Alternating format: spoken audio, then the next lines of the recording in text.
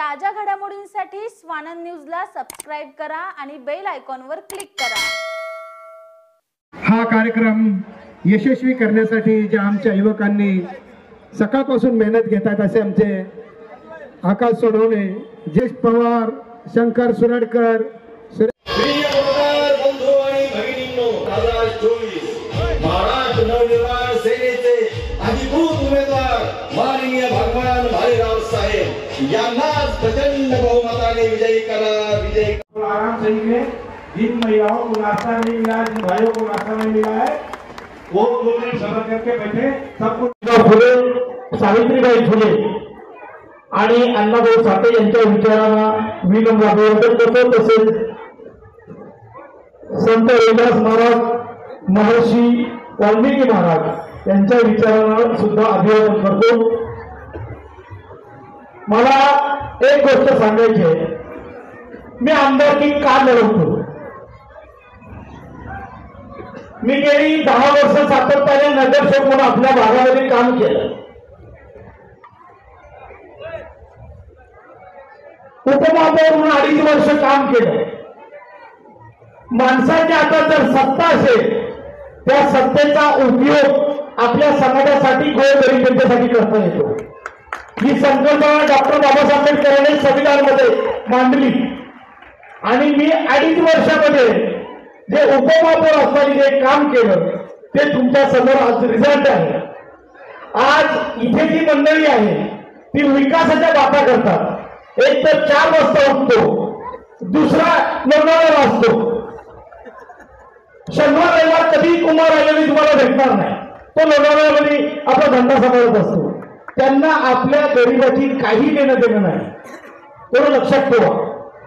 तुम्हाला सांगण्याचं एक गोष्ट अशी आहे, मी उपमहापौर असताना कुमार आयलांच्या समोर, कुमार आयलांनी आमदार आहे, कुमार आयलांच्या समोरचा जो रस्ता आहे ना काँक्रिटीकरण, या भगवान भालेरावनी उपमहापौर असताना महानगरपालिकेतून मंजूर करून दिलेला आहे। तो आज काँक्रीट रस्ता आहे, तो भगवान भालेरावच्या कार्यकाळामध्ये मंजूर झालेला आहे। दुसरी गोष्ट त्याच्या पुढची तुम्हाला सांगतो, ज्यांच्या हातामध्ये सत्ता दिली आपण 25 वर्ष, ते कलानी नळच्या बाजूचा आजूबाजूचा रस्ता आहे ना, तो पण भगवान भालेरावच्या काळामध्ये मंजूर झालेला आहे। मग यांनी विकास कोणाचा केला? यांनी फक्त विकास केला स्वतःचा। यांनी एकाने वाढवली गुन्हेगारी, कारण आमच्या भागामध्ये कोणी जर बोलला तर त्याला रात्री उचलायचं, त्याला मारायचं आणि दबावामध्ये ठेवायचं। ही गुन्हेगारी वाढवण्याचं काम इथल्या काळाने परिवारांनी केलेलं आहे। आणि दुसरा जो ऐलानी आहे, त्यांनी कामामध्ये भ्रष्टाचार करून 22% प्रमाणे पैसे घेतले आणि आज तुम्हाला पैशाचे आमिष दाखवून तुम्हाला विकत घेण्याचं काम करतोय। माझं त्याहून वेगळं आहे। मी तुमच्यासाठी काय कामं केली तुम्ही सगळ्यांना माहित आहे, सांगायची आवश्यकता नाही।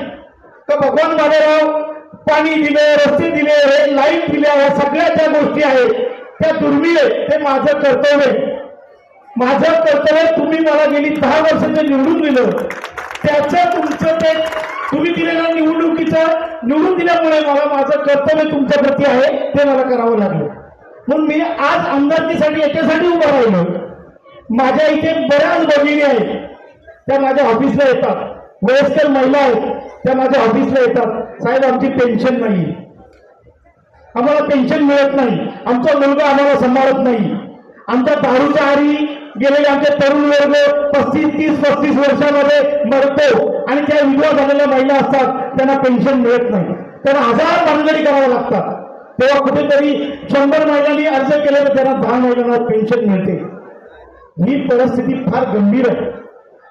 आमदार झाल्यानंतर ना तुम्हाला तहसीलदार माझ्या समोर बसवी आणि तुम्हाला जागेवर पेन्शनची नियुक्ती करून मिळावं लागेल। हे अधिकार आमदाराचे आहेत। कोणाला शासनाचं घरकुल मिळत नसेल, पैसे मिळत नसतील तर महानगरपालिकेच्या कमिशनरला बसवून आपण ते घरकुल देण्याचं काम आपण या पुढच्या काळामध्ये आपल्याला करावं लागेल। अनेक प्रश्न आहेत, तुम्हाला ज्या समस्या आहेत, उल्हासनगरच्या मातीचं स्वप्न वेगळं आहे। मी 2014ला जेव्हा 2012 नगरसेवक झालो तर 2014ला उल्हासनगरचा डीपी प्लॅन मंजूर झाला। किती लोकांना काय करेल त्याचं माहित नाही, पण मी तुम्हाला सांगतो, तुमची जी घरं आहेत ना, तुमची जी घरं आहेत ती पूर्वी ग्रीन झोन मध्ये गार्डनच्या जागेवर बसलेली होती. गार्डनच्या जागेवर बसलेली घरं होती. तुम्हाला शासनाने जर ठरवलं तर त्या गार्डनच्या जागेच्या घरांना तुम्ही कधी तुम्हाला ते हाकलू शकता. हाकलू शकता आणि घर खाली करून ती जमीन ताब्यात घेऊ शकता. तुम्हाला जर खरी भेट दिली असेल ना 2014 ला ह्याच भगवान वालेगावनी सगळा पट्टा ग्रीन झोन मधून काढून आर्ट झोन मध्ये कन्वर्ट करण्याचं काम केलं. म्हणजे रेसिडेंट झोन करण्याचं काम केलं. आज तुमच्या जागा आहे ना तुमच्या मालकीची आहे, तिथे कोणाची हिंमत नाही. त्या डीपी प्लॅन मध्ये रिंग रोडचा विषय होता. जर भूमिकावरून रिंग रोड आला आणि असा रिंग रोड तो 120 फुटाचा होता. तर 120 बघा या लोकांनी कशी प्लॅनिंग केली होती. 120च्या रिंग रोड मधली आतली ज्या जागा आहेत, म्हणजे उदाहरणार्थ माझं ऑफिस पासून त्या सगळे शिंदी पट्टे जे आहेत त्या शिंदी पट्ट्यामध्ये 4 एफएस आहे बांधकाम होणार. किती 4 एफएस आहे. 100 फुटाचं बांधकाम असेल तर ते 400 फुटाचं होईल. एवढी परवानगी त्यांना मिळणार कायद्याची. आणि झोपडपट्टीच्या बाहेर म्हणजे त्या रिंग रोडच्या बाहेरची जी लोक आहेत म्हणजे झोपडपट्टी आपल्या पूर्ण त्यांना फक्त सव्वा म्हणजे 1.25 म्हणजे 1.25 स्क्वेअर फुटाचं बांधकामाची परवानगी दिली होती. मी तुमच्या माध्यमातून तिथे होतो महानगरपालिकेत आणि 2014 जितका एफएस आहे आमच्या शहराच्या आतल्या भागाला देईल तेवढाच एफएस आहे बाहेर दिला पाहिजे ही भूमिका मांडली. आणि आज तुम्ही जरी बिल्डिंग बांधायला घेतली, स्वतःचं घर बांधायला घेतलं, आरसी प्लॅन करायला घेतला तर 4 माळ्याचं घर बांधू शकतो अशी भूमिका मी तिथे मांडली. तुम्हाला कदाचित त्याची कल्पना तुमच्या भविष्याचा विचार मी केला. तुमच्या भविष्याचा विचार केलाय. मला उद्या जर एसआरए योजना आणायची असेल, उद्या मी जर आमदार झालो आणि एसआरए योजना आणायची असेल तर मी तुम्हाला सांगतो ज्याचं 100 फुटाचं घर आहे, ज्याचं 150 फुटाचं घर आहे, ज्याचं 200 फुटाचं घर आहे त्याला कमीत कमी 360 फुटाचा फ्लॅट मिळल्याशिवाय हा भगवान भालेराव बसतो बसणार नाही. अशी भूमिका आपल्याला मांडायची. इथे मला त्या झोपडपट्टी लोकांच्या दृष्टिकोनातून आता येऊन बघा शहरामध्ये जितक्या सुविधा नाही तेवढ्या सुविधा आमच्या रमाबाई आंबेडकर नगर, बाळासाहेब आंबेडकर नगर, आझाद नगर या परिसरामध्ये आहे. आपण कामं केली आणि कामं करायची आहे. आणि अजून पुढे मला भविष्याचा विचार वाटला. आज माझी एक परिस्थिती आहे का आपण बनवू शकतो. काय बनवायला पाहिजे. बांधकाम करणारे महिला माझ्या भागामध्ये मोठ्या प्रमाणात सकाळी जातात बिचारे 4 वाजता येतात आणि बांधकामाचे पैसे किती देतात 400 रुपये आणि 500 रुपये एका कामाचे. म्हणजे त्या 6 घराचं कामं करतात तेव्हा कुठेतरी 4-5 हजार रुपये मिळतात. अशी परिस्थिती आपल्या सगळ्या भागामध्ये आहे. माझा विचार आहे तुम्ही जर मला आमदार करून निवडून दिलं ना तर त्यांची एक संघटना मी बनवणार. अशी संघटना बनवणार तर तुमच्या प्रत्येक जे आज तुम्हाला 5 मिळतात त्याचा भाव बदल झाला पाहिजे, 10,000 मिळाले पाहिजे. अशा नावाची एक संघटना आपण बनवू. माता रमाईच्या नावाने तुम्हाला कदाचित बऱ्याच लोकांना माहीत नसेल रिक्षा युनियन आणि भांडीकाम करण्यासाठी माता रमाईच्या नावाने मी एक पतपेढी निर्माण केली. त्या पतपेढीच्या माध्यमातून माझ्या महिलांना शिक्षणासाठी, लग्नासाठी, घर बांधण्यासाठी आम्ही कर्ज देण्याची उपलब्धता करणार आहोत. फक्त तुम्ही माझ्या हातात सत्ता द्या. फार महत्वाची आहे. सत्ता आली तर अनेक गोष्टी आपल्याला करता येतील. ग्रीन झोनचा विषय झाला, एसआरए योजनेचा रस्ता झाला. आणि आज एक महत्वाची घोषणा करतोय, उल्हासनगरसाठी महत्वाची एक घोषणा करतोय. तुम्ही मला एक गोष्ट सांगा, किती घरात लोकांच्या घराकडे लाईटचे मीटर आहे? हात वरती करा. जवळजवळ सगळ्या लोकांच्याकडे आहेत ना. किती बिल येते? कमीत कमी किती येते? 500, 1000, 2000 बरोबर ना. या भगवान वालेगावला निवडून द्या. 200 युनिट पर्यंत 20 बिल माफ करण्याची जबाबदारी शासनाकडून माझी असेल.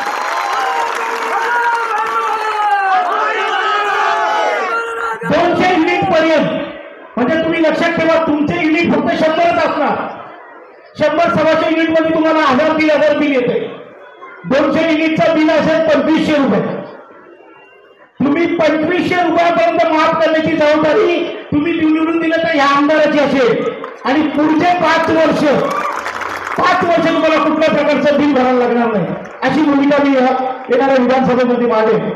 म्हणून मला तुम्ही साथ द्या, आवश्यक साथ द्या. फार महत्वाच्या गोष्टीवर आपल्याला फार गरिबांची कामं करायची आहे. रात्रंदिवस आम्ही मेहनत करतो, आमचे कार्यकर्ते मेहनत करतात. आपल्याला महानगरपालिकेमध्ये पण सत्ता आणायची आहे. या सगळ्या गोष्टींचा जर विचार केला तर आपण फार अपयशी आहे. आज तुम्ही मला सांगा, आज तुम्ही 500 रुपयाचा विचार करता, 200 रुपये तुम्हाला कोणी देईल, 300 रुपये कोणी देईल. आदले मधले साले दलाल आमचे लीडर असतात, ते 500 रुपये तिथे घेऊन येतात आणि तुम्हाला 200-300 रुपये देतात, 200 रुपयाला कट मारतात. हा विचार सोडून द्या. आता पैसे घ्या. राजसाहेबांनी त्या दिवशी तुम्हाला भाषणात सांगितलं, पैसे घ्या पण मत भगवत बालेरावलाच द्या. म्हणून सगळ्यात पहिली गोष्ट असेल, 200 युनिटचं बिल, लाईट बिल माफ करण्याची जबाबदारी माझी असेल. आजचा पैसा तुम्ही भरा. आता तुमच्या महिन्याने मला वाटतं 20 ते 22 तारखेला युनिट प्रत्येकाचा मीटर लाईट बिल येणार. एकच भरा आणि 20 तारखेला भरा आणि सांगा या भावाने आमच्या भावाला मला निवडून द्यायचे, पुढचा बिल आहे बाबा तो भाव मला भरणार आहे. अशा पद्धतीची आपण आज घोषणा करू.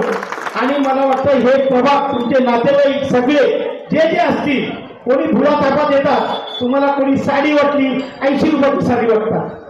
किती रुपयाची? 70-80 रुपयाची. अरे आम्ही जेव्हा भगवान कलेवर जेव्हा आम्ही साड्या वाटतो ना, ती मार्केटला व्हॅल्यू 350-400 रुपयाची असते. ती साडी आम्ही वाटतो. आमच्या बहिणीला चांगल्या पद्धतीने दिसावा यासाठी आम्ही या सगळ्या गोष्टी करतो. 60 रुपयाची साडी वाटून कुठलाही निवडणूक जिंकता येत नाही. पण परिस्थिती अशी आहे, आपली गरिबीचा ते मजाक करतात, आपल्या गरिबीचा ते मजाक करतात. तेवढा विचार करा. गरिबी आहे. आपण जरी भगवान बालेराव कुठला आम्ही काय कुठला सोन्याचा चमचा घेऊन जन्माला आलेला नाही. भगवान बालेराव पण गरिबीतून दिवस काढत काढत तुमच्या इथपर्यंत पोहोचला आणि समाजाच्या कामासाठी मी 24 तास देतोय. तुम्ही लक्षात ठेवा, माझा मी धंदा सगळं बाजूला सारून मी 24 तास तुमच्या समाजाच्या हितासाठी जगतोय. मला अजूनही समाजाच्या हितासाठी काम करायचे. माझे हजारो कार्यकर्ते तुमच्यासाठी जगतात. मी फार कमी येतो वार्डात, तुम्हाला माहिती आहे, मी फार कमी येतो वार्डामध्ये. आणि वार्डामध्ये कमी येतो, पण माझे कार्यकर्ते त्याच्या गल्ली असतील तिथे मी कुठल्या प्रकारचं राजकारण केलंय. आज गल्लीमध्ये सांगा मला कुठलं राजकारण झालं माझ्याकडून?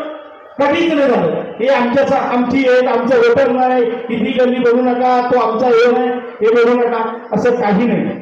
म्हणून माझी तुम्हाला एक विनंती, हात जोडून विनंती आहे, येणाऱ्या 20 तारखेच्या तारखेला सकाळी कोणाची वाट बघू नका, कोणाची वाट बघू नका. कारण कोण पैसे घेऊन येईल, कोण काय घेऊन येईल, त्याला या मतदान करा आणि त्याला सांगा मी आम्ही मतदानच केलं नाही, द्या पैसे.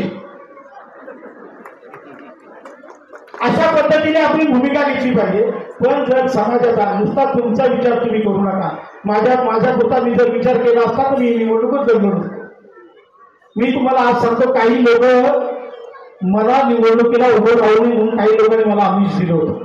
तुम्हाला आज सांगतो, तुम्हाला आम्ही अमुक पैसे देतो, महापौर पद देतो, तुम्ही आमच्यामध्ये येऊ नका, उल्हासनगरची सगळी जबाबदारी तुम्ही घ्या. मी सांगितलं मी माझ्या समाजासाठी लढणार, मी माझ्या समाजासाठी लढणार आहे. त्यामुळे मी आमदारकी लढवणार. आणि मला नशिबाने मनसेसारख्या राजसाहेबांसारख्या पक्षाचं तिकीट मिळालं आणि आज निवडणुकीला तुमच्या समोर एकदम उत्कृष्ट वातावरण आहे तुमच्या सगळ्यांच्या आशीर्वादाने. आपले नातेवाईक ओळख कांबा मारायला असतील त्यांना विचारून घ्या तुम्ही मतदान कोणाला करणार आहात. ते सांगली 100% आम्ही मनसेच्या इंजिनला करणार. बघा मला तुम्ही आज आपला प्रभाग घ्या. आज प्रभागातल्या मला एक सांगायचे कदम साहेब, आमच्या प्रभागातली एकही बाहेरचा माणूस इथे नाही. सगळं स्टेजवर बसलेली 2-3 माणसं करायची आहे. ही सगळी मंडळी आहे ना, ही माझ्या 7 नंबर प्रभागातली आहे. म्हणजे कुठेही लोकांची अपेक्षा नाही, फक्त आपल्या बरोबर राहणं हे प्रामाणिक आहे. पण त्यांच्यासाठी आम्ही आमचे कार्यकर्ते सगळे सातत्याने प्रयत्न करतो आणि त्यांना ज्या ज्या समस्या असतील त्या सोडवण्याचं आम्ही काम करतो. एक लाईट बिलचा मुद्दा आहे, तो लाईट बिलचा मुद्दा आपण घ्या. मी आलो महानगरपालिका आमची येऊ द्या. तुम्हाला आज दुसरा एक सांगतो, मी आमदार झालो तर महानगरपालिका 100% मनसेची असणार आहे, त्याच्यात संशय. तुमचं घ्या ना 500 स्क्वेअर फुटाचं घर, मला वाटतं माझ्या या एरियामध्ये हातावर बोटावर मोजणं इतकी लोकांचं 500च्या वरती घर असेल. 300, 200, 150, 100, 70, 80 असं स्क्वेअर फुटाचं घर आहे. तुम्हाला भगवान भलेले शब्द देतो, आमदार झाल्यानंतर महानगरपालिका आणणार आणि 500 स्क्वेअर फुटाचे घरांचे टॅक्स माफ करणार. म्हणून आपण सगळ्यांनी आपल्या नातेवाईकांना, आपल्या सगळ्या झोपडपट्टीचा जिथे जिथे आपल्याला जाता येईल त्या ठिकाणी आपण पोहोचा आणि आपली भूमिका स्पष्ट करा. तुम्हाला काही लोक सांगतील, आता या कब्रस्तानचा विषय सांगितला, मी कब्रस्तानपेक्षा वेगळं करणार आहे. राजभाई, भारतरत्न म्हणून डॉक्टर अब्दुल कलाम जे आपल्या देशाचे राष्ट्रपती होते आणि शास्त्रज्ञ मोठे होते, त्यांच्या नावाने आम्ही रिसर्च सेंटर चालू करण्याचा विचार करणार आहोत. जिथे माझे मुस्लिम समाजाची लोक, नुसते मुस्लिम नाही, सर्व समाजाची लोक जाऊन आदर्श करतील आणि त्या सभागृहामध्ये त्यांच्या मार्गदर्शनाखाली अभ्यास करतील, त्यांना लोकांना करतील. आजही मी तुम्हाला सांगतोय, आपल्या समाजाकडे शिक्षणाची फार कमतरता आहे. मुस्लिम समाजाकडे आहेच आहे, पण त्याहीपेक्षा आपल्या समाजाकडे पण शिक्षणाची आहे. आता परिस्थिती अशी झाली, बौद्ध समाजाची लोक शिकली आणि मोठी झाली. आमच्या मातंग समाजाची परिस्थिती तशीच आहे, शिकलीच नाही. चर्मकार समाजाची परिस्थिती तशीच आहे, आमच्या उत्तर भारतीय समाजाची परिस्थिती तशीच आहे. आणि आपल्या प्रभागामध्ये ते दारूचे धंदे आणि ते बटन विकतात ना, बटन नशाचे धंदे, हे सगळ्यामुळे आपल्या अनेक महिला विधवा होतात. ही परिस्थिती आपल्याला बदलायची आहे. ही कशी बदलू शकतो? तर तुम्ही चांगले विचार, चांगल्या संगती जर बरोबर राहिल्या तर हे बदलता येते. म्हणून मला सगळ्यांनी एकदम साथ द्या. आपल्या नातेवाईकांना जिथे जिथे नातेवाईक असतील तिथे सांगा. उद्या आम्ही जिथे जिथे जाणार आहोत तिथे आम्ही सांगणार आहोत. लाईटचा विषय आणि टॅक्सचा विषय आपण प्रामुख्याने घ्या. आपला आर्थिक स्तर उंचवण्यासाठी ज्या ज्या मदत करता येतील, आपल्या वरद कामा मारण्यासाठी जे जे आपले नातेवाईक आहेत त्यांना सांगा. आम्ही उल्हासनगरमध्ये वरद कामा मारण्यासाठी स्वतंत्र नगरपालिका ठरण्याचा आमचा जो दाव आहे. आणि गेली 35 वर्ष आता बस झाली ना सिद्धी लोक, एकदा तरी आपल्या मराठी माणसाला येऊ दे. महाराष्ट्र आपला आहे. जो 15 वर्ष इथं महाराष्ट्रात राहतो ना, तो महाराष्ट्र आपला आहे. उत्तर भारतीय लोक, आता मला काही लोक आमचे प्रचार करतात, राज साहेबांनी उत्तर भारतीय लोकांना इथे मारले, कल्याणला मारले, इथे मारले, तिथे मारले, ते व्हिडिओ दाखवतो. राज साहेबांची भूमिका काय ती तुम्हाला मी आज सांगतो. एखादा आमचा उत्तर भारतीय माणूस गेली 25 ते 30 वर्ष महाराष्ट्रात राहतो. कशी कशी तो नोकरी पटकवतो, मुलं बाळा होतात, शिक्षण चालू करतो. त्याला 20-25 वर्षानंतर कुठेतरी 25-30 वर्षाचा 25-30 हजाराचा जॉब लागतो आणि तो काम करतो आणि मुलाबाळांचा सांभाळ करतो. राजसाहेबांची भूमिका, ती लोंढे येतात, त्याचं लग्न झालेलं नसतंय, त्याला काय मागे पुढे हाची काय नसते, तो येतो आणि तो जॉब 10,000चा जॉब करतो आणि तिथे आमचा 25,000चा जो माणूस उत्तर भारतीय काम करत असतो त्याचा जॉब चालत निघून जातो आणि तो रस्त्यावर येतो. राजसाहेबांना त्या गोष्टीला विरोध आहे. आता बंद झालं.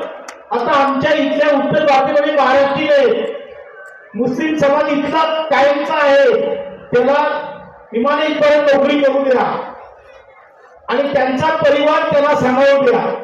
तुम्ही या आणि हे लोक येऊन आम्हाला त्रास द्याल, ही भूमिका त्यांची आहे. म्हणून तो राग आहे. पण तुम्ही लोक चुकीचा अर्थ तिची मंडळी करते आणि राजसाहेबांना बदनाम करण्याचं काम करते, मनसेला बदनाम करण्याचं काम करते.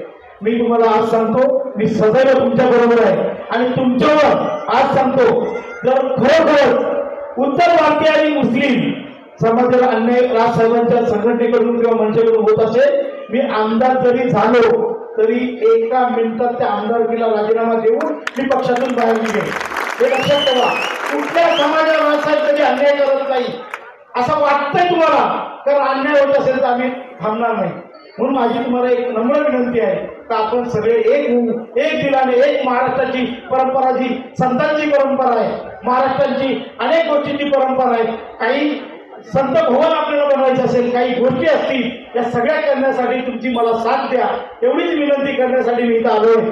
आणि 20 तारखेला 3 नंबरचं जे बटन आहे त्याच्यात जास्तीत जास्त मला लक्षात ठेवा, आम्ही जेव्हा जातो ना मतदान करायला, ताज्या घडामोडींसाठी स्वानंद न्यूजला सबस्क्राईब करा आणि बेल आयकॉनवर क्लिक करा.